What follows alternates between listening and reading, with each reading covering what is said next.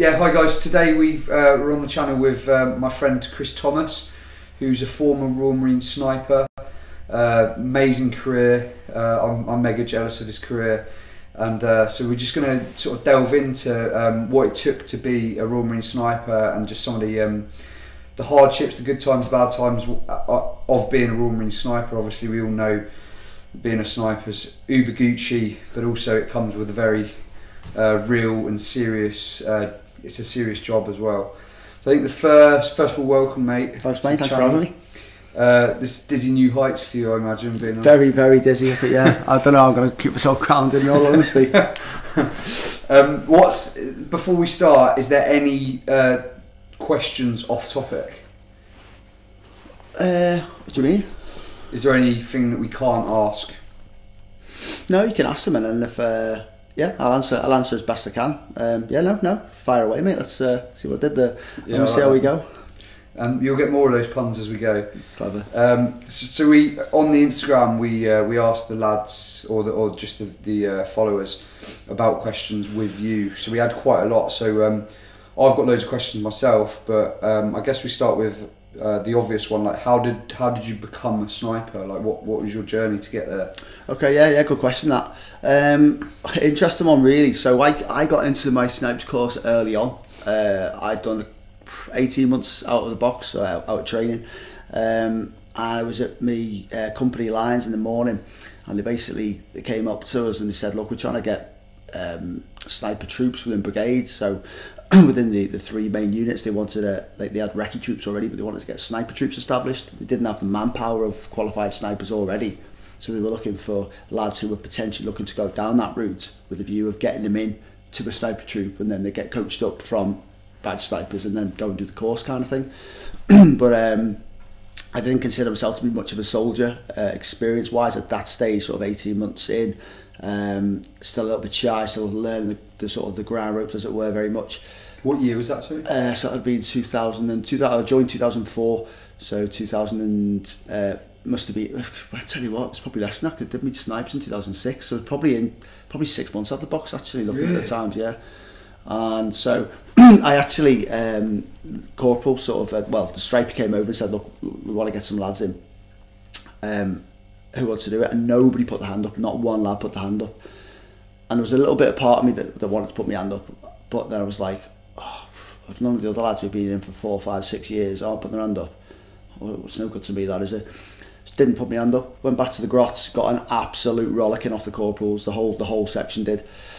Basically saying, lads, this is the best course you'll ever do. If you have a mare on it, you're still going to learn shitloads, or you can't lose on it. What you're doing, like the people who would love to do a snipes kind of thing, and you've got it on a plate here, just given the opportunity the brigade are trying to achieve. So I then went back with my tail between my legs to the sergeant major and just said, look, yeah, duty knobber over here wants to have a little go, and they were like, yep, sounds great. And literally that was me gone across to sniper troop at 4-5 at that point. And I was just surrounded by badge snipers. There was me and another lad that we ended up doing a aptitude with. So there were however many lads they got from each company. Yeah. They then did an aptitude.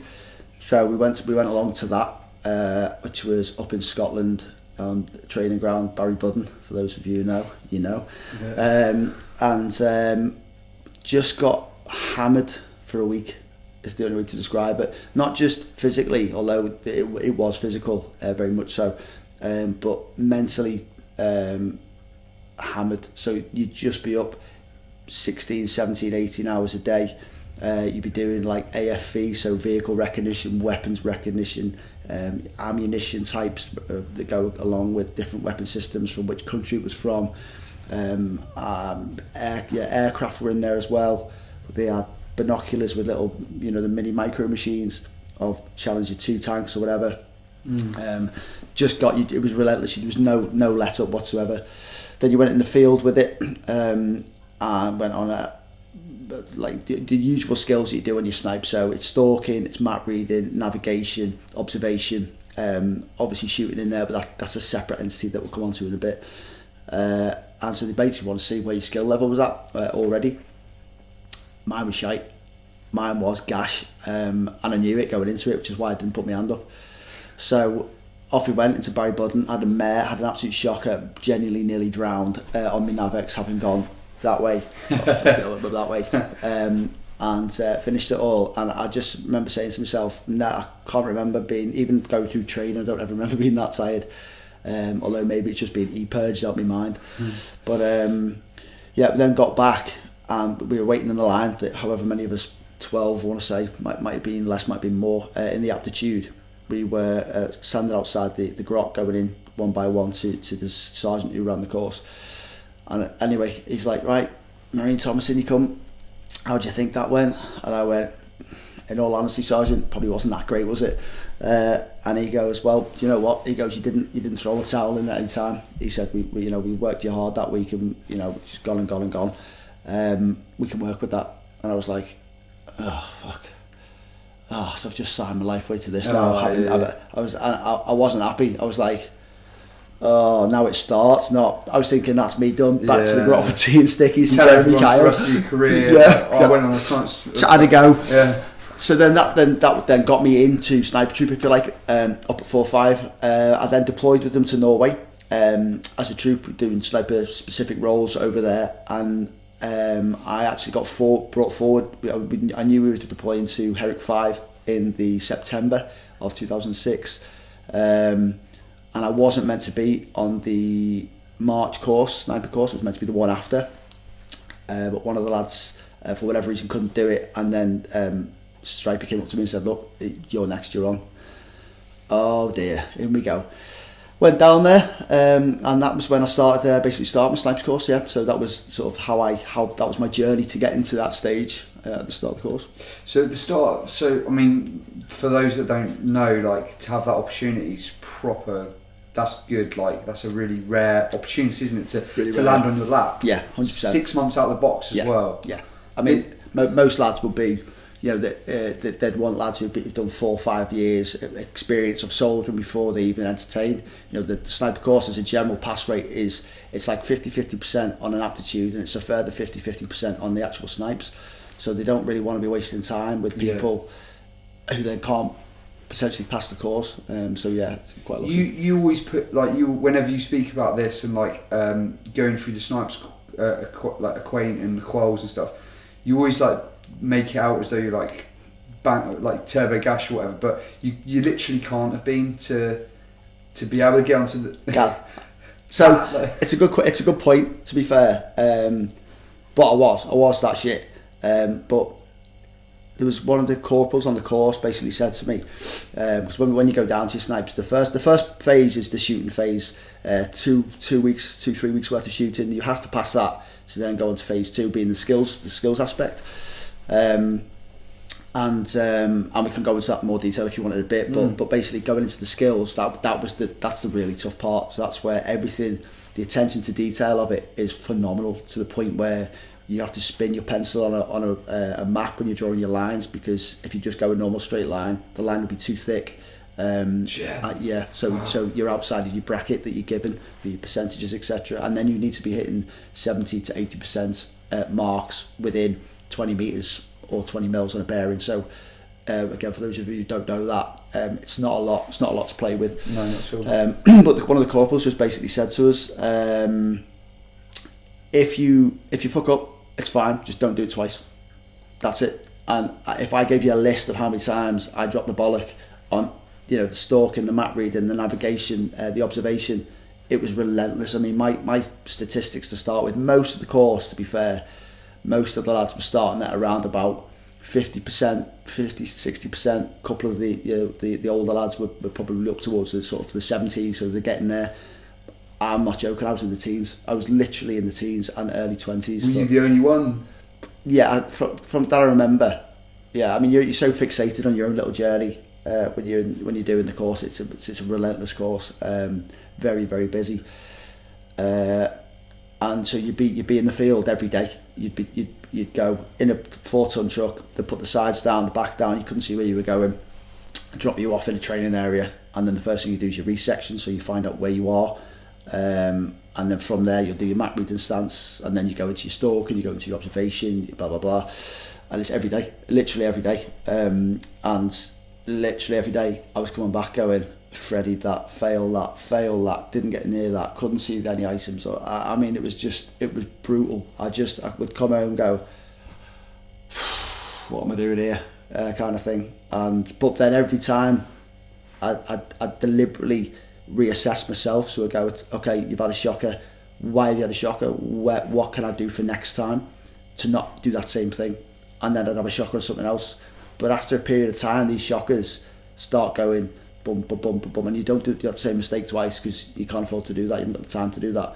And then before you know it, you can start seeing on the board the 20% starts becoming the high 20s into the early 30s, into the 40s, and I start to get a little bit of confidence from that. Going, I almost to the point where I was like, are they making this course easier? Like, that's generally how it felt. It felt like they were making the course easier as we were going. But then the other lads who were getting those 70s%, they were staying at 70s. So then I realised, no, just that I'm getting better because I'm learning. And I had to work very hard on myself, both here and in my own time, to with my sort of my own skills, basically, in order to bring it in line so that I was going to hit what the required standard is for the end of the course. And you've got this sort of pressure deadline of knowing it's here and the end of the course is here, and by this stage you've got to be passing, or that's it. And what was the pass on like all the snipers? So badge test week is a while ago now. I want to say 70%, 70 for like might be 80. It's between 70 and 80%. I think there's two different grades you can get. You get like a marksman pass or a superior pass. Not. Don't quote me on that. I can't remember. It was a little while ago. And I was never looking at that upper one. I was just looking at can I get anywhere near got pass mark kind of thing. But then we went in the field on the badge test week, and I just remember saying to myself, right, that's it. Sort of purge your brain from everything, no matter how you felt over the last 6-7 weeks, whatever it's been. This is all that matters now. So take your time, take a breath.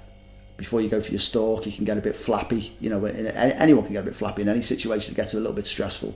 But when for me, it was the whole process of having trained with the 4 or 5 snipers for a year and a half, whatever. I felt like I owed it to them to come back as a badge sniper. They wanted badge snipers within the brigade. It's all self-induced pressure, of course, because had I failed it, I'm pretty sure they wouldn't have been that fussed. They might have put me on another course or whatever, but I'm only just another bod. So you make no mistake about that. But to myself, that's not how it was. And so then went out on the course on the badge test, and sort of was thereabouts for most of them. And I can't quite remember, but I think you do 3. I think you do 3 lots of each skill, and it's the best 2 scores count. It's something similar to that. Or there's a week running into it where you can actually get a tick in the box for badge test week in the week prior to badge test, if that makes sense. So they can take an average of your scores, and one of those can count as a tick in the box for badge test. How long is the sniper course? Well, it was 9 weeks when I did it. I believe it's 10 now. They do counter sniping in there now. Let's say now, this was probably 4 or 5 years ago that I last spoke to one of the lads about that. So that's changed. So I'm not too sure, but when I did it, it was 9 weeks. So it was 2 weeks of shooting, 3 weeks with a 3rd week of field firing kind of stuff, and then 6 weeks of skills, pretty much just every day. Yeah. And by the so how many of you started the course? I would say probably about 20. And how many ended up being snipers? I'm going to say 8. And you're saying you was bottom of the class to start with, yet you was one of those 8. That, I mean, for me, that shows such a good analogy for like mental resilience in it, and just not giving up. Like it's that, and it's don't give up. You go, if you go somewhere with a purpose to achieve something, you've got to achieve it. You've got to give it your best effort to achieve it. So it's no good, in my eyes or my opinion, to go, I'm tired, I can't be arsed, I'm not gonna do that little bit of homework in my own time. But those little bits add up massively, and it's those little bits that give you 1%, and that 1% gives you that required 69, 70% pass, 69 fail. It's like that. I knew the margins were going to be that tight for me, so I needed to put all the work in. You get some people in walks of life that can sit in a classroom and take in all the information, not need to be that present there. Yeah. You know, to in order to take it in, and like I would have to be in and on the board and really trying to learn it. And then once the class had gone, I'd have to go and read it over again and then play it over again, and then it would a little bit might sink in. So I had to work hard in certain areas, and of course there are other areas, like from a fitness perspective, which I can piss. That they never stressed me out, they never concerned me in any way. But when it was something skill orientated, I find it much in the sort of, you know, my daily life now, in the fact of sort of my calisthenics. It's very much skill to strength. Most of us have got an element of strength, but the skill needs to bring up. It was a similar kind of thing for me in this aspect. My skill level was here because I was so new to it all, and I needed to learn all of this. It was just the time frame was very close to learn all this, to then put it into practice. But I had some great lads on the course that sort of got around me as well. They helped me out massively with certain things. And come badge test week, it all came together. In fact, we did the stalk, and I'd had a brilliant stalk. I had a really, really good stalk. Got into position, got my shot off, got my second shot off, extracted. I was like, happy days. And when you're on your stalk, they'll come up to you and say, look, what distance have you got? And you always shout sniper before you shoot, because you don't want to compromise, you don't want to go bang. And your mate next to you is taking his rifle out of his drag bag, you know. So shouted nothing from anyone, so it was like happy days. So shot away. Next thing I hear, bang bang, right, literally within 5 meters of me. I was like, oh shit. Anyway, so lay still, wait for the DS to come over, and then they said to us, they worked from left to right, and I was the furthest on the right. And I remember saying to myself, I don't know, 330 meters. It was 330 meters. It was 330 meters because it's just in there. That's, I remember it. And he went over there and he went 290, and then the one next to him went to 270. I was like, shit. It's like, I've got 330 here.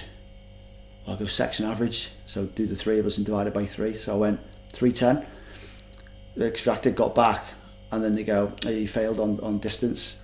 It was like 335. I was like, so another massive learning curve there for me. Have the courage of your convictions. Whatever you decide based on what you've learned and what you do, stick with it. Stick with it. Don't be influenced by others. Do it. There's a lot of psychology tests about that on if you go on like YouTube and stuff, where like it'll be a ridiculous, like it'll be a group.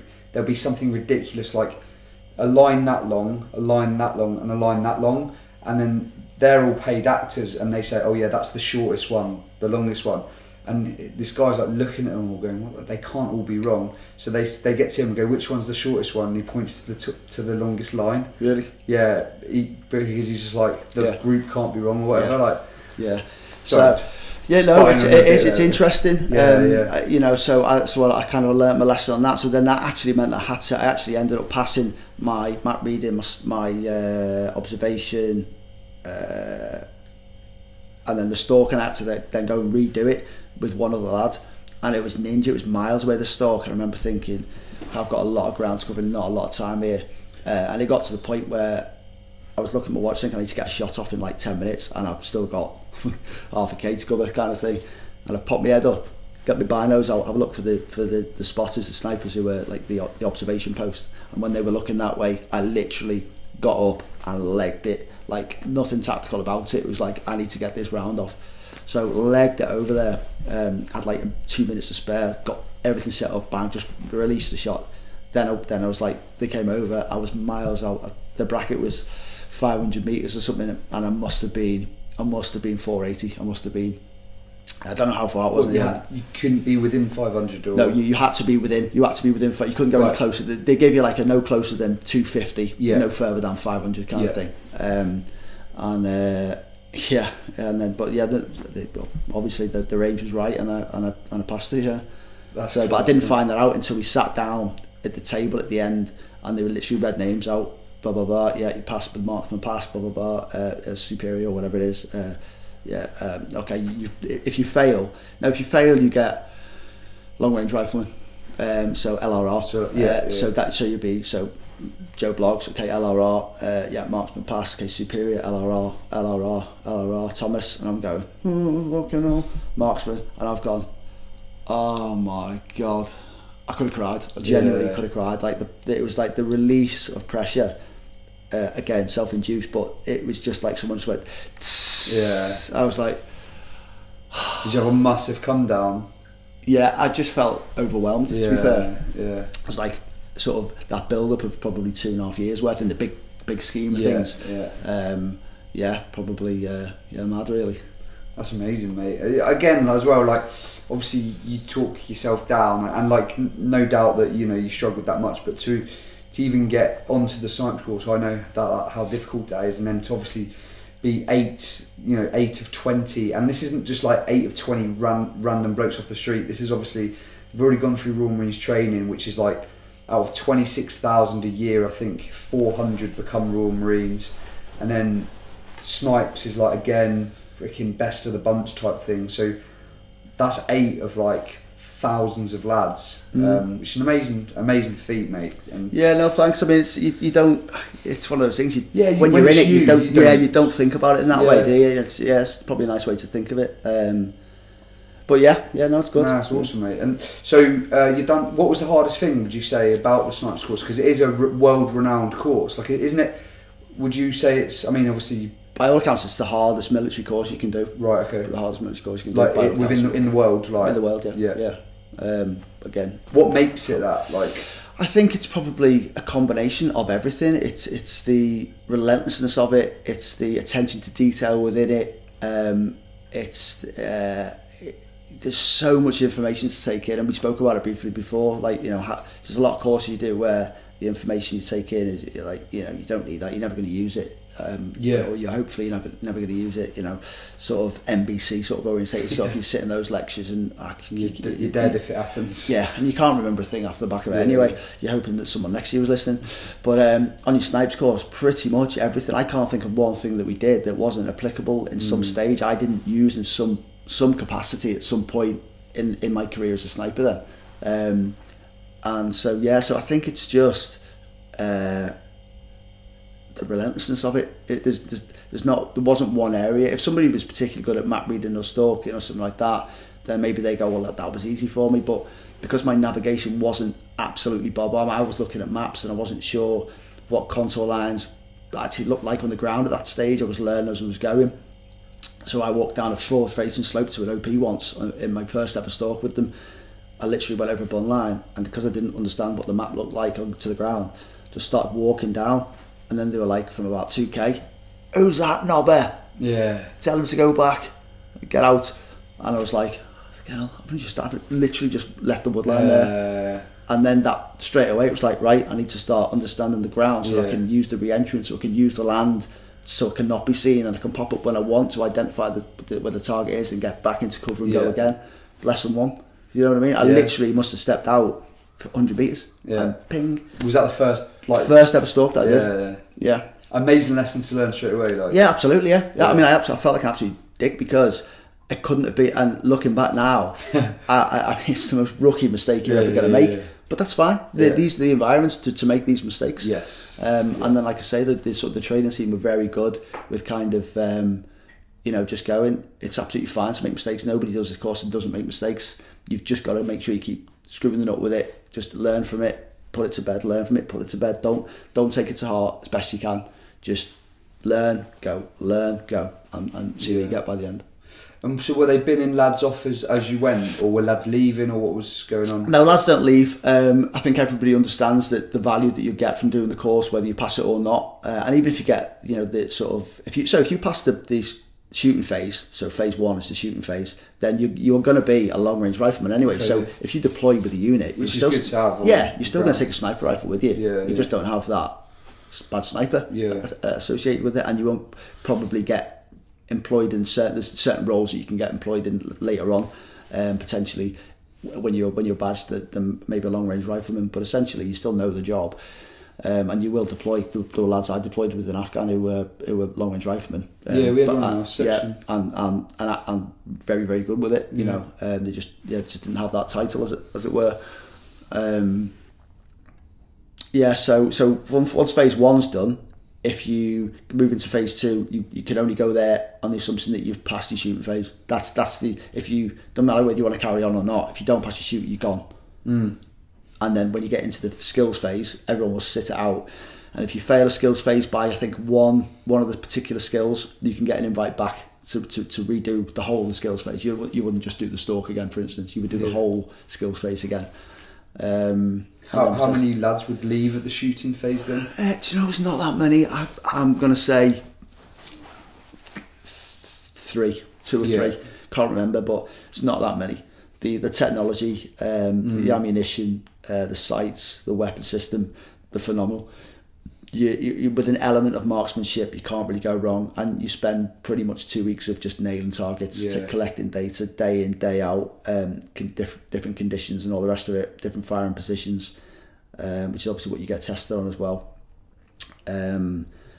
It's the kit's too good, to be honest. Yeah, as long as, like I say, as long as you've fired a couple of rounds before, you should be okay to a point. You know, there's obviously there's a lot to learn. You know, you couldn't just rock up having been a marksman with an SA-80 and expect to pass a sniper shoot. There's lots to learn as far as how you essentially, you've got to work the wind out, you've got to work the distance out, etc.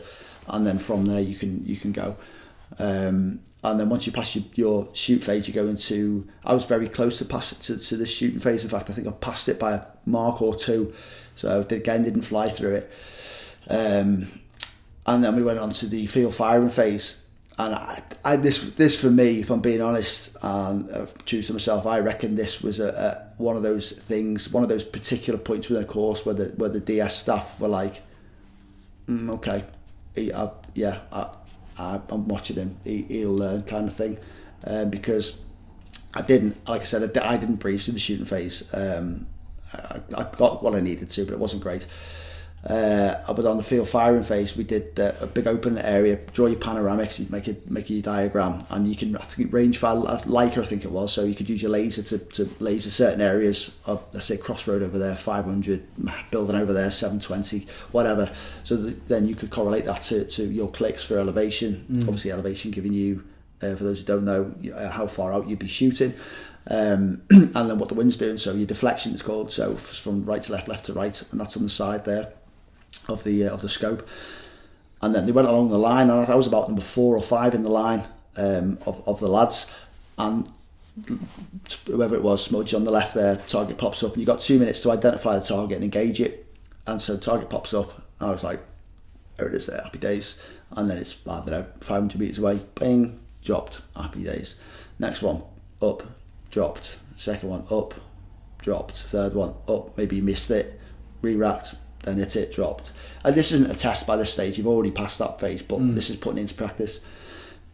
And I think they knew from the shoot that I was just about got there. They go, right, Thomas, you ready? I'm like, yeah. Okay, off you go, target's up. And I'm like, where the fuck is this target? I'm like, it's not here, there's no target there. And then I go out to the horizon, miles away, and I can see this little thing glinting. And I was like, get this sort of scope out, binos, have a look, and there it is. Like, shit, it's miles away. The problem when you've got a silhouetted target, again, for those who don't know, we can use something called the Mistral, but obviously with a sniper you don't really want to use the Mistral, you want to try and hit it with your first round. And with the weapon systems we were using, we should be hitting the first round within 1200 metres, and a second round should be hitting at 1500 metres. So you if you're not hitting, like, it's expected at like a K away or 1.2K that you're freaking hitting that target, like one round. What, 10 out of 10 times? Or like, it's just expected. It's expected that you should be hitting the target. That's terrifying. That's frightening. Yeah. And then the second round does a lot of, as the round goes from supersonic to subsonic, it does a lot of wobbling. It can start deviating a little bit before it settles back into its flight. So, but that can happen early in the flight anyway. We're deviating from the conversation here a little bit, but but yeah. So anyway, so the second round should hit at 1500. But what I'm saying is that you get a splash. So if your round was short, you'd see a splash, and then you can adjust your clicks based off what you see, because how the scope looks. You can actually use the dots in unison, if you like, with the clicks. So if you miss by 2 clicks left or 2 dots left, you can click 2 right to bring it on, kind of thing. And I just remember going behind this, I know, by this time I'm like a minute and a half in, I've got 30 seconds to go, and I'm like, I thought I'd lasered that far out, Anyway, I put in what I thought it was, put the wind in, and I just thought, do you know what, you miss 100% of the shots you don't take, just send it, see what bites. So I went down looking through the scope, and I just squeezed the trigger, got me breathing right, squeeze, boom, off it goes. So the round, it just goes. You don't know when it's going to release. You're just going through a nice slow controlled trigger pull. It goes, and the target stays up, and there's no splash. And I'm thinking, fucking great. So re-rack the bolt, ready to go again, and then all of a sudden it goes, dink, and I've gone. And all the DS turn around and go, it's a good shot that, Tomo. I was like that. Cheers, staff. No biggie. Nail that. Honestly, just one of those. But again, it's just another one of those confirmations. You just do your drills, just do what you've learned. Forget about the situation. Forget that you've got a whole troop of snipers watching you try and hit this shot that's miles away. And it's just a game. Just stick to the drills, execute it. Bang, you get your results. It's little moments like that that can change the trajectory of your career in a sense, can't it? Like almost definitely a little bit of confidence. Like absolutely, like it's without doubt things like that then for me that I remember that, moving forwards, and when I pass any knowledge that lads want to ask me these days about it, it's those little nuggets that they literally fast track it massively. They make you make a decision that you wouldn't have made previously. They give you the confidence to make a decision. It's like the three of us on the bun line, and I went section average. I don't do that at all now. I will never go, if they went 320 and I had 280, I would say it's 280. I would never compromise with it anymore, because there's a reason how I've got that number. There's a reason, and whether that be sniping or in the big bad world that we live in now, whatever scenario it's in, whatever I've decided to do, it's getting nailed. That's it. No, that's awesome, mate. It's really, really good. Just advice for life, isn't it? Like, as chud as that sounds. Well, it is, but it's one of those things that's very difficult to learn unless you're presented with a situation. It's that or that. And I think once you've done that a couple, and it has, again, we discussed it before, it has happened a couple of times, a few times actually, in the military, and each time the right answers come from it, whether I've been right or wrong, and I've sided with the person who I believe has been wrong, but I've told them that they're right and I'll take the hit. Just things happen just by making the right choices, the right decisions, the right answers, having a little think about what you're going to say before you say it, makes you who you are, doesn't it? Yeah, definitely. Maybe 10 years prior to that, you're telling everybody that they're wrong, and you're cursing because you've got the hardest shot out there on the field firing. Feeling hard done by. It's just not going to work, was it? Let's go back. We'll go back to another question off of one of the guys or girls or whoever's messaged. So I won't say the first one. Go on. Head exploding. Go on. Is there a place in a man's head that if you shoot it, it will blow up? Right. Who asks that? Next question. Mate, honestly, you'd be amazed at some of the questions we get. Quite looking forward to have a look through, to be honest, later on. I'll come back to that one because that's a good one. What is the hardest thing about being a sniper? So say you've passed out of training and everything, we'll get into your tours and what you've done in a minute, 'cause it's awesome, but what would you say the overall thing of being a sniper, what's the hardest thing about that, like from a mental side or physical side?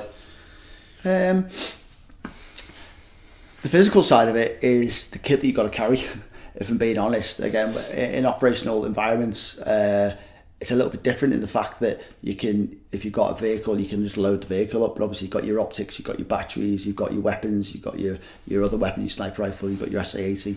How many rounds would you take with you? Again, it depends what the job is, kind of thing. You might have a 50 with you might have 100. It depends where you go and what you're doing. Obviously, if you're moving from a secure location into a sort of a fob, for instance, then you're going to take everything and leave it there, but then you're going to be in a vehicle. So would you have a pistol with you as well, isn't it? Yeah, some lads have a pistol. It depends, again, depending on what the role was, what the job was. You'd never be patrolling with your rifle. I didn't want anyone going, there's a sniper, let's have a go at him. So my rifle was always in the vehicle whenever we went out and about. and therefore I didn't really need a pistol because I have my S80 with me. So if I was doing certain roles, I'd have it, but on the whole, I wouldn't. But yeah, the hardest thing about it, possibly just that the persona of you're a bad sniper, so that expectation of you all the time, in everything you do from a skill perspective in the Marines. But equally, you could then back yourself because you go, well, we've done map reading stances, and instead of it needing to be to 50 meters, I know that I can do it comfortably to 20 meters. So just go with it, it's fine. Yeah. So I just found that I felt like I could back myself more. I could quite comfortably stand there in a troop and whatever was asked, I could do it. Whereas prior to the course, I'd be the sheep. I'd be going, looking around thinking, don't ask me. You know what I mean? Whereas I'd then be going, yeah, I'll take that. You know, just because I've done a course that was 6 weeks long, kind of thing. Yeah.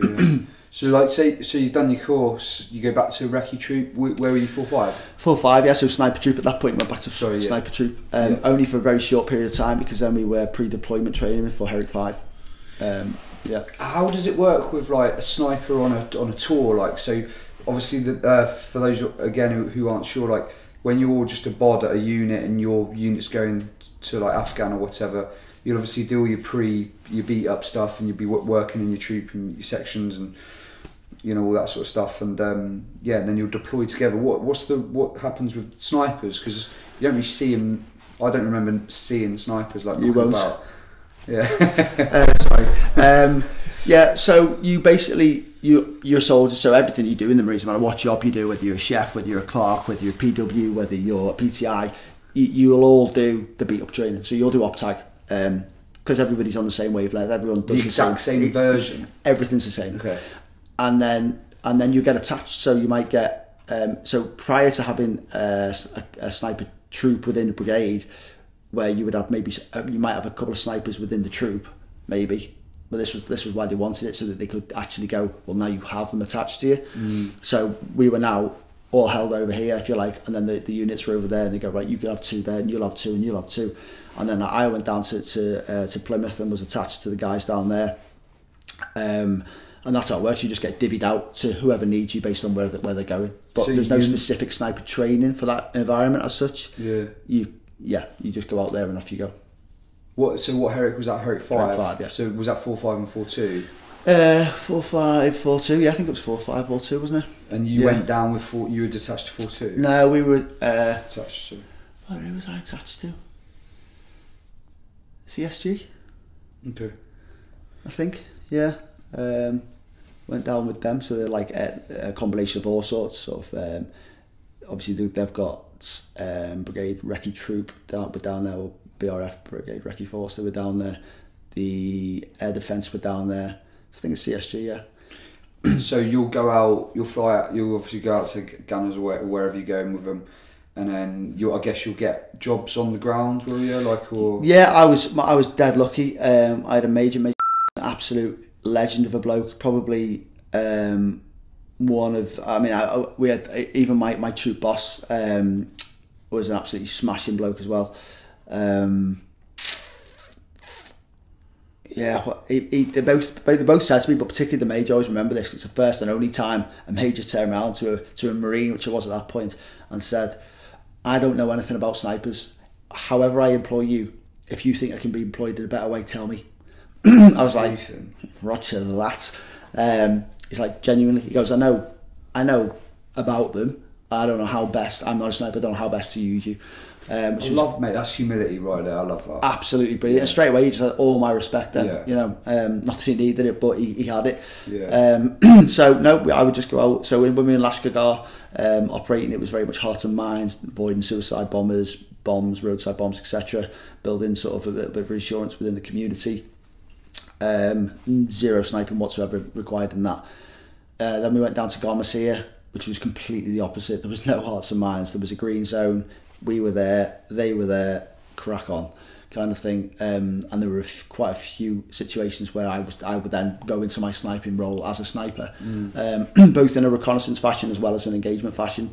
But most of the sniping, I think a lot of people, they think sniping is shooting, but actually a lot of it's reconnaissance orientated. So try and build up patterns and find pieces to jigsaws. So I knew from the previous guys that were in, the snipers before us said that there was a rat run at this particular location at 720 metres. I sort of zapped it. I knew where 720 metres was, but it took me the best part of 2 weeks to find it. And the only reason I found it was because there were two walls, and there was a V cut out between the walls, and one of the Taliban contrasted between them. They had a black turban on, and so you imagine like sand colour wall, black turban goes between, and I was like, what's that? And just from that moment on, I was then like, well, now I can understand how they can pop up 30 metres in front of us, because I could go, well, if that's the rat run, then there's a building there, there's a zigzag wall, they can walk past there, they can crawl across there, blah, blah, blah. And then all of a sudden it was like, the jigsaw, there you go, there's a jigsaw. Again, it was quite close to Pakistan, the border, so when if X amount of Taliban were killed or an attack throughout the day, and they were bringing more people in, I would watch the vehicles coming over the hill into the far side of the green zone. I'd then report that back to the chain of command. The chain of command would then report that back to whatever, and you'd assume something like SF would probably do sort of ambushes on that route there. But this is off the information that snipers would, accumulate, not necessarily just bang, bang, bang, bang, bang. Amazing pressure, like good pressure, like pressure that is, you sort of want and thrive, and like when you join the Marines, that's the sort of pressure you're looking to find yourself in. But also, like, it's, if you got that completely wrong, not only is it like, potentially innocent lives that get it up, but also your lads as well. Like, that's a massive pressure, isn't it? Yeah, I suppose so. But I guess, do you think about it? No, not even a little bit. Yeah. You're out there to find these. Like, that's the goal. There's no one's going to hold me to anything if I didn't find anything, or any other sniper if they don't find things. And not every war zone or combat zone or environment would invite that situation. Not some of them would be quite blatant. It'd be, well, that's them and we're here. It's just the lay of the land in that particular part of Afghanistan. That was how it was. Geographically to Pakistan, this was, once they'd done their training over in Pakistan, this was the first place they were going to come into Afghanistan from before they sort of fed up to wherever they were going. So it just so happened that I happened to be in that location. So you can only ever pass information on that. That's it. That's all you can ever do. So if I hadn't seen those convoys, if I had got my head down an hour later, an hour earlier, and the convoys had missed them, I hadn't missed them because I didn't expect them to come. As such, it just so happens that I saw something whilst I was observing, and so I passed it back. And I don't know what happens with them. That wasn't my job. My job is literally say what you see, kind of thing. Report it back and let the powers that be deal with that kind of thing. So who would you report back to, that major? Yeah, so I'll go back to my troop boss. I'd tell the troop boss what we're seeing. He'll then filter it back up to the major, and then but you could definitely tell there was quite a strong element of trust that went on, because I would have majors. The major came up to me, Major Wilson came up to me, and he had me briefing colonels, lieutenant colonels about kit that we used over there, and how I thought, Marine Thomas, how I thought things could be better in this environment if we had X kit, Y kit. So I felt quite mature at that point. Bearing in mind there was only 22, 23, 23. Crazy, and when I look back now, it is crackers. But yeah, these are. But this is the job. That is the job. Yeah, that's awesome, mate. It's it's just freaking cool hearing this stuff, and like, I know that like when people are joining, that this is the sort of stuff they want to find themselves in. So how many tours did you do? So did Herrick 5, obviously Afghan, and then did Iraq, but that was in a completely different role, and then pretty much my last 4 years was a completely different role. So do you want to chat about that now? Yeah, like there's so much more I want to unpack from that time, but I guess we can go back and forward, can't we? Yeah, of course, yeah. So basically off the back, I got drafted halfway through Afghan. And I just said to the boss, look, I've started this with the lads. Is there anything you can do to defer that draft until the tour's complete? And he managed to. So, the helo was there, and I was packed, and I was going on it. I was like, anything, boss? And he's like, just had an email through, you can stay. I was like, oh, sound. So, stayed back in Afghan. Finished the tour. And then pretty much as soon as I got back, I went to Faslane. I worked behind the wire, so looking after the sort of nuclear deterrent for a very short period of time. Well, so you was a sniper when you went there? I was a sniper, yeah, but yeah. You can still get a normal job. Yeah. But you're a Marine. You're a Marine with a sniper AdQual. That's it. So you don't get ring fenced against anything else. You're just another bod in the sequence, just with that AdQual. And so I went behind the wire. One of the stripies there, Jake Robb, he sort of said to me, "Right, mate, you get yourself behind the wire.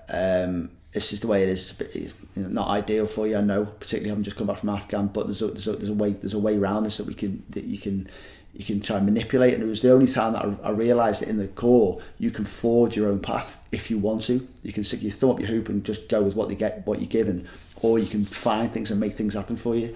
And this is a great example. So went behind the wire. He said, "Look, there's a job come up in the training office. It's a bookings clerk." And I was like, "Bookings clerk?" I'm thinking to myself, am I meant to be pleased that you've offered me this? And he said, "Trust me, mate, this will be a good move for you." And I did trust him, absolutely 100%. So I went, yeah, I'll do it. Still very naive with how the big game worked. Went in it. Funny old thing, I was in the office next to the maritime sniper team who would have to make the bookings through me. And then all of a sudden started building up a bit of a relationship with the training sergeant on the helicopter sniper team, the maritime sniper team. So he knew you as a sniper? Yeah. Well, he didn't at that point. I did some bookings for him, made sure everything was going smoothly and the rest of the unit. And then I said to my boss, basically, I'm not staying here. I'm gonna try and get into there. And to be fair, the boss was all right, but the major wasn't overly sort of what's the word? Helpful with the whole sort of process. So I went at it myself, and I basically said to the sergeant, "When you recruit for your next batch of lads, can I get on it?" And he said, "Yeah." So I told the captain, and he's like, "Yeah, go for it." Went across, that was me, into the helicopter sniper team. So I then went down to Yeovil, got qualified to do the MST role. Which How long was that?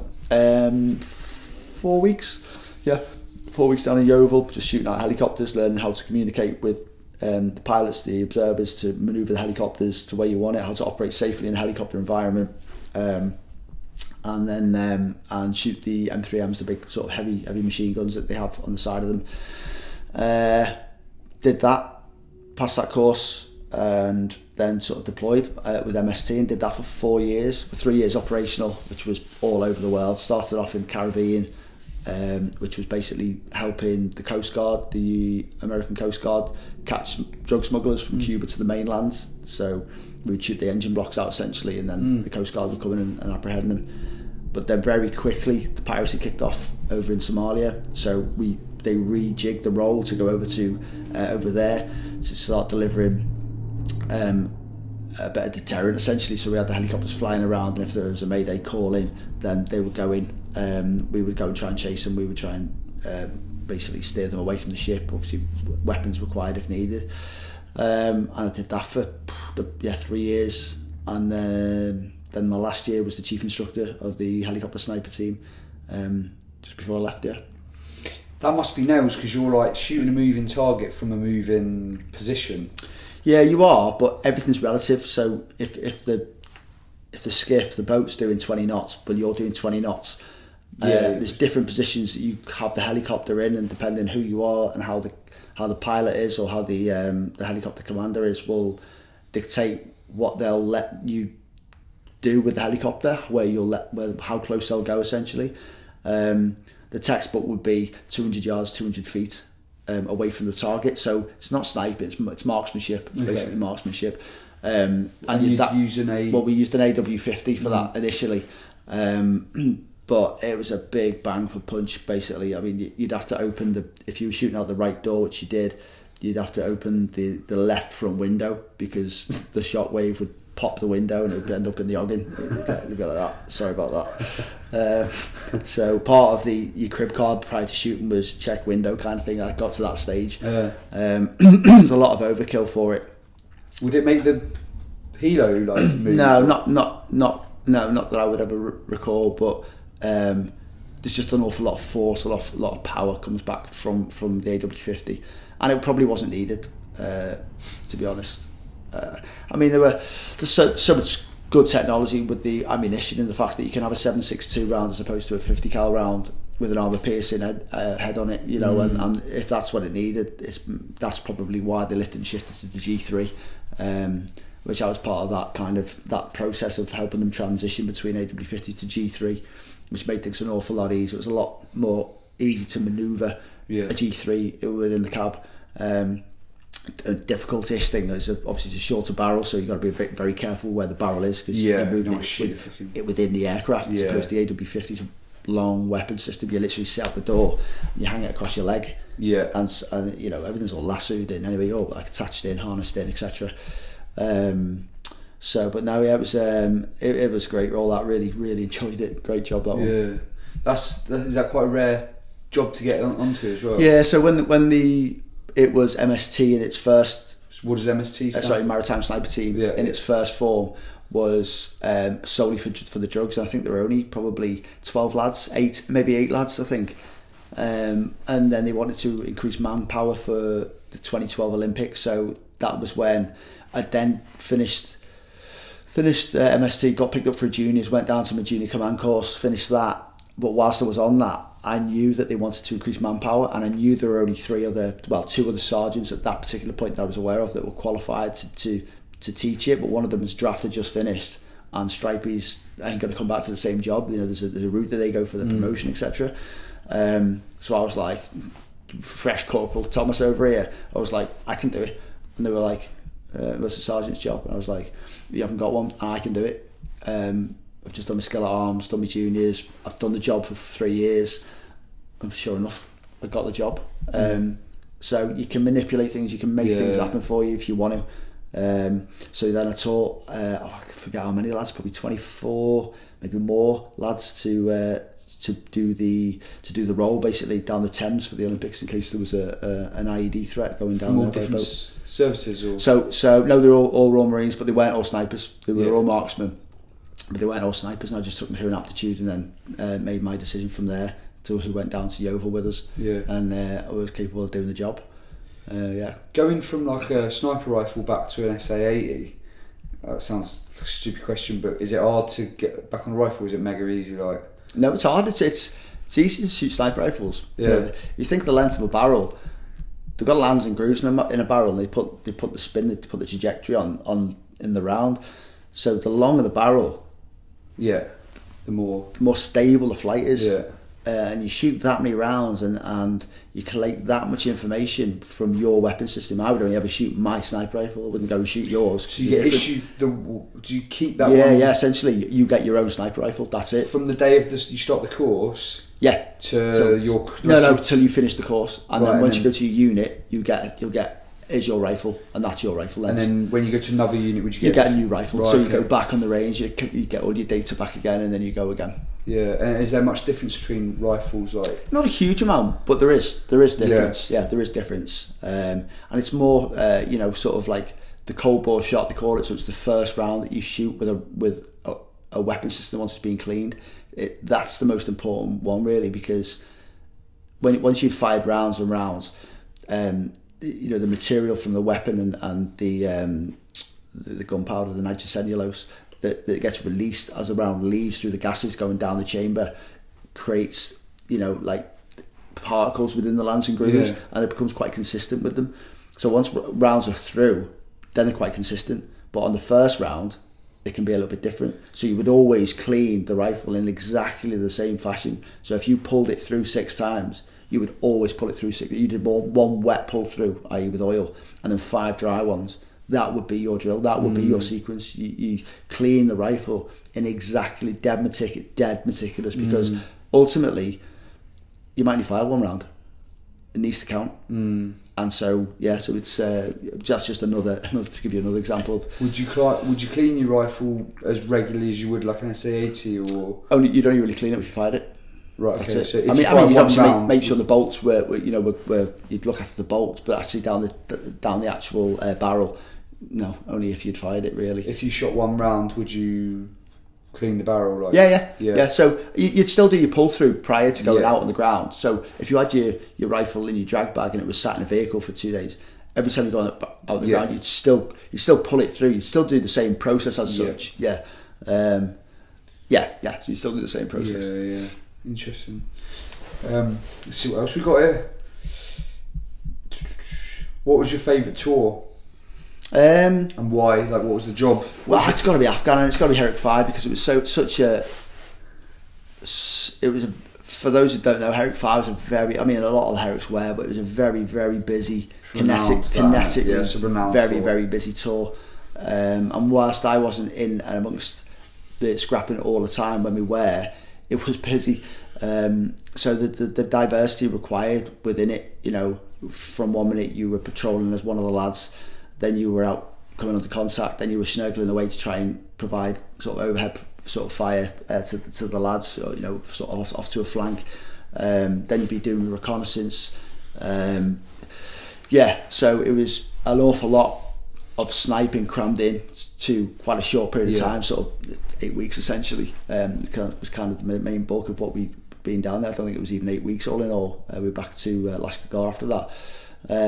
So that, I would say, there were a lot of instances where, you know, we set up deliberately set up observation posts with the view of trying to create interest from the Taliban. So we were being clumsy, but that was the point, to create a response to then see what happened off the back of it. And, you know, things happened off the back of that. We ended up getting mortared. We ended up having Apaches coming in to give us overhead cover while we big sprint across no man's land to try and get out of there. But all of these jobs, I wouldn't have been attached to that unit had I not have done a sniper course. I'm sure there would have been other jobs that I would have done as a Marine, which would have been equally as fun and well, challenging, however you want to look at it. But from the path that it made for me, that was the door that was open. So. Was that quite hard coming from, like, because obviously a lad on the ground and you're patrolling, you're very aware, you're 5 and 20s and you're just constantly aware. And I found when I come back from Afghan, I've even now I struggle to sleep. I don't know if I can say that's part of Afghan or whatever, but just that hypervigilance always around you. I imagine that's even more so as a sniper. You're so vigilant of everything, especially like if you're on your own or whatever, like in an OP for 2 weeks. You see, I think I just see a lot. So it's a bit of a random thing to say, but for instance, if we're driving, I'll say to my missus, "Oh, do you see so and so in the car there?" She'll be like, "No." When I'm going about my business, I don't just look at that. I can't help it, but I'll see everything. I'll deliberately, but not deliberately, look at every car coming this way. I'll always know what's behind me to a couple of cars. I know. I don't know. I've never really thought about it, but if I walk down the street, if there's a window open that's not normally open, I'll just be like, "Oh, window open there. It's not normally open." Do you know what I mean? Strange things like that. None of it in not that it will be in a bad way, but none of it in a negative way. It's just that I just notice things. Really aware of stuff. Aware of things. I would say definitely. Yeah, it's interesting. Do you ever struggle to sleep or anything? No, do you know what? There's been plenty of times where I've sort of thought over scenarios and situations that we sort of were presented with in my time in the Corps and in certain environments, and it always comes back to me that every time I did something, it's always been 110% justified. And I had been given the same situation today or tomorrow, I'd do the same thing. Yeah. So no. There are times where I'll reflect on things and think, "Oh, I wonder if," but no. Do you get extra attention like with trim and stuff, like as a sniper? No. Or, really? No. Interesting. Yeah. And when you're going through the sniper training, do they ever touch on that? Because like I imagine through a scope, like a sniper scope, you can see like facial expressions and stuff. Yeah, you can.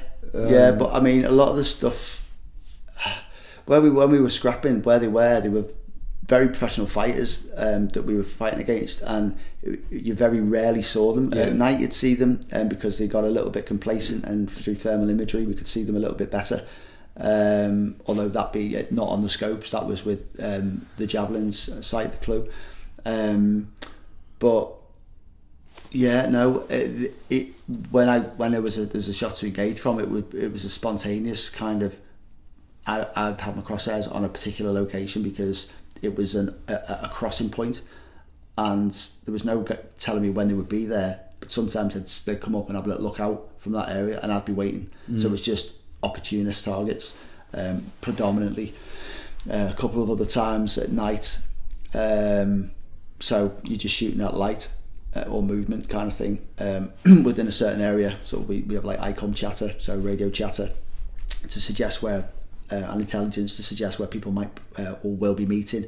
And then I would be in position on that location and then sort of engage from there when appropriate. So it's very rare that you would look and actually go, there's the guy, there's a person as such. It's just bang, or can't see anything, can see a light, can see the two vehicles coming together, we know that's it, it's bang on the time, that is the location, boom. Yeah, so not very so matter of fact. Very matter of fact. We're there for a specific reason, at a specific time. Done. That's it. Job done. Yeah. What's the furthest shot you've made, like target or? Confirmed would be 720. 720 would be confirmed. But then literally everything else was at night. There was one other instance where I had to actually shoot through a bun line when we were getting DF'd, so indirect fire was coming onto our location, and we'd used, based on the ICOM chatter of where the rounds were hitting and what they were getting sent back to the Taliban, how the only area that they could possibly have known where the rounds were hitting and not hurting us was if somebody was looking from that position over there.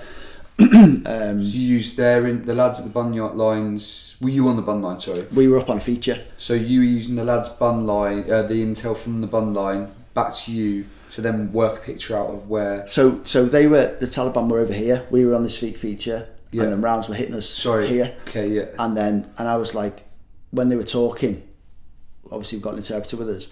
I was like, there's no way that they would know if we had any sort of casualties or anything like that, unless somebody was over this side observing us, i.e. DFing us, so bringing in the indirect fire.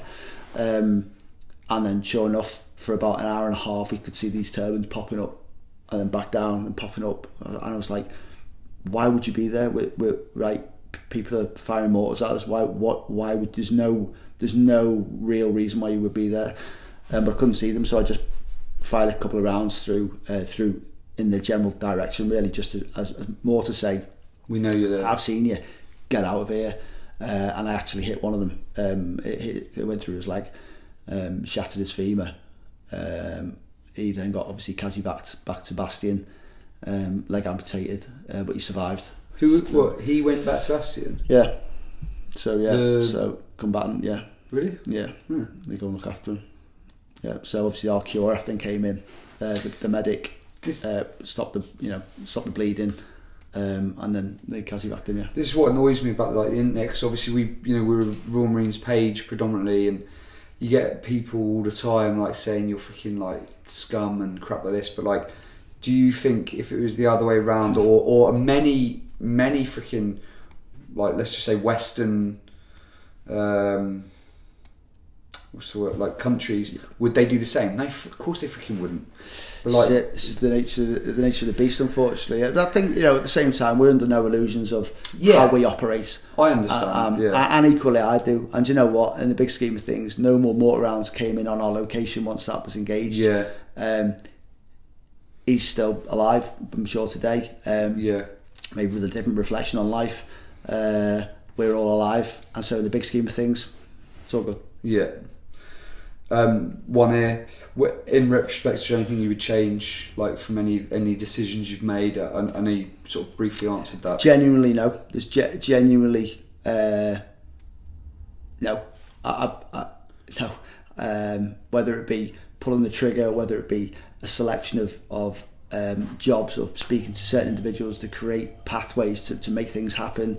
In fact, in my career, it's not sniping, but in my career, while the time was in, there was probably an opportunity for me to get on a junior command course at a much earlier age, so probably 4 or 5 years in, potentially. but I very much shied away from it because I didn't think I was at the required standard. And you was a sniper at the I was a sniper at so that you definitely would have been. Yeah, I would have been. Well, no, I would have been, yeah. And then it was only then when I did my juniors, and I managed to get an A on the juniors, and I think there were 80, it was what they called the super juniors at the time, there were about 80 guys on this juniors, and there were 3 snipers from MST, and we all finished in the top 15. Yeah. Don't wait around for anything. If you think you're ready, give it a go. Give it a go and fail it, and say you've given it a go.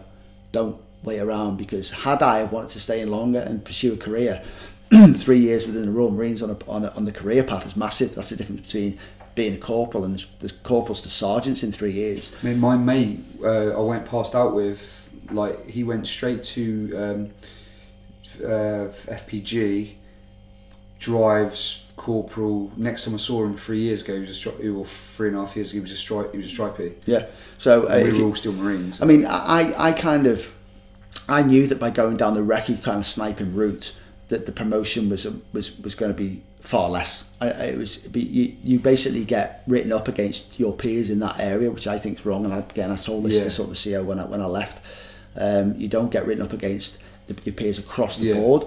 So for me as a young sniper, getting written up against lads who've been snipers for 4 years, well, guess who's going to win that one? Yeah. Knowing that you then have to wait 4 years for that process before you're in that. So I knew it wasn't going to be a fast promotion, but equally, it's not what I joined the Corps to do. I wasn't ever going to be a W01. I always wanted to get my experience. The reason I joined the Corps was to travel and be challenged. Yeah. And then once I realised I enjoyed soldiering, I was like, well, now I want to be as good as I can possibly be at soldiering. And I knew that sniping or doing a sniper course would fast track that tenfold. Yeah. And so that was kind of why I went down that route. Yeah. If you gave someone the choice, corporal or sniper, I think most lads would buy because inevitably you're going to do your juniors anyway and become a corporal at some stage anyway. I thought you did. I thought once you was a sniper, you go on to juniors, but I didn't. No, I didn't realise that. I think now it is an SQ, so now it is a job within itself. But when I was there, it was just an AdQual. Am I right in saying that the most confirmed kills is from a Royal Marine sniper? Is that? There was a guy who I met. I won't going to mention any names. But in Iraq, the Crane of Pain they called it. But I don't know. I'll be honest, I'm not that much of a pervert with looking at who's done what where. So they weren't like a freaking leaderboard in the sniper's grot. Yeah, like it's I've never really been one to be getting a twitch over looking at ammunition or weapons or X and Y and Z who did this, that and the other. It's. I think when you're in that role, it's your job. But like looking in, it's mega Gucci. Yeah, I suppose so. Yeah. But no, I'm not too sure. Like someone's asked here, what's your best shooting advice and stuff? Like, obviously, like lads down at Limpston who've never shot in their life, and obviously they're down at straight point and stuff. What's your best advice? The Mistral's a good one. So as far as actually delivering a round, it's don't snatch at the trigger. Just squeeze and squeeze and squeeze and let the round be a surprise to you. But if you are missing, and it happens, maybe the sight's not on properly, maybe it's been zeroed shockingly, and there is no zero essentially. Use the Mistral, so find your target, aim at the bottom centre of the target, and look for a splash. And if the splash is over there, then you're on. Then you can use that to then bring that back in and then make your zero. Don't go chasing your tail that you can't find. No, that's good advice, if I do say so myself. Thanks. Mate, really cool insight for me as well. Like, so I definitely know it'll be really good insight for those who are maybe outside of the bubble of the military as well. But thanks very much for sort of sharing. Welcome, mate. No problems at all. Hopefully, hopefully some people get something from it, and for those who want to, go and explore the forces of the Royal Marines, I would certainly try and encourage them to get onto these kind of these courses and always look to better themselves. But, no, you're more than welcome. Thanks for asking me. Where can guys find you if they want to, like, not your freaking house, but like if they want to get in touch with you, because obviously you're a very good coach in your own right as well. If lads want to go down this route or do some military prep or whatever, like how would they get me on Instagram? Just need to try and remember my name, don't I? I can remember everything else. Chris Chris 83, Pete Thomas Yeah, that's my username on Instagram. So yeah, PT S&C is kind of what I do now. Predominantly, and again, actually, the sniping side of things, just to go back a couple of steps here, it's opened doors into City Street that it wouldn't have previously done. So I get as much CP work as I want pretty much now, and that's solely off the fact that I did a sniper course. Not that I was a Royal Marine, but by the fact that I did a sniper course. I get a good bit of work from there. And like I say, the gym is 95% of what I do, but I could be full time if I wanted. Yeah. As a result of doing that course. Yeah. So, you know, doors open as a result of making these decisions for yourself. Yeah. Don't just open up doors in the course. No, it's almost more so afterwards as well. So be hungry. Be hungry and get after it. Yeah. And Chris is one of the instructors on our complete weekends, which is awesome because he's obviously got bags of experience. So if you're interested in the future, then get down. And also you do the Commando getaways, don't you? Like, yeah, I do Commando getaways. That's mostly for, obviously all for cities, sort of any age group really. So it's basically get out in the hills for 2-3 days. We teach map reading, navigation. We get some sort of excursion things going on, bit of team building, spin a few dits. It's just a nice weekend. It's suitable for everyone. The whole point is that everybody can, whether you're capable of going for a run, we split the group down into 2 groups. One group will walk, one group will run. It's whatever works. But they're good fun weekends to get outside and out your comfort zone a little bit without going too hard with it, and learn a little bit while you're there. Yeah, awesome. And we're going to open up a corporate side as well for any businesses that want to get a bit of just sort of military experience and team building, leadership skills, and learn from some of the experiences that guys like Chris have gained through positions that not many people will have. So looking forward to that. That'd be great. But all that stuff will be in the description, guys. So thanks very much. Just like, subscribe, and obviously follow Chris. Cheers, mate.